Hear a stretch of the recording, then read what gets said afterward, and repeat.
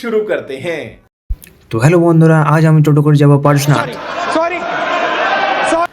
টোটো করে পারশনাথ নয়, টোটো করে চলে এলাম Rupnarayanpur bus stand. Rupnarayanpur bus stand থেকে সোজা চলে এসে আমরা আসানসোল বাস স্ট্যান্ডে। আসানসোল বাস স্ট্যান্ড থেকে আমরা সাইডে চলে যাই স্টেশনে। ট্রেনের টিকিট কেটে আমরা চলে যাই প্ল্যাটফর্মের দিকে। প্ল্যাটফর্ম থেকে আমরা সোজা ট্রেনে চেপে যাই। এরপর সোজা চলে আসি আমরা পারশনাথ স্টেশনে। স্টেশনের সামনে আমরা কিছু খাবার দাবার খেয়ে চলে যাই অমনি করে পারশনাথ পাহাড়ের কাছে। তো এখানে এসে এই ঢালটা উঠতে আমাদের ফাটছে, তো কি করে এত বড় পাহাড়টা উঠলাম। বন্ধুর সাথে গেলে সব মুমকিন হয়, তাই হাফ লিটার চা প্যাক করে আমরা উপর দিকে উঠতে শুরু করলাম।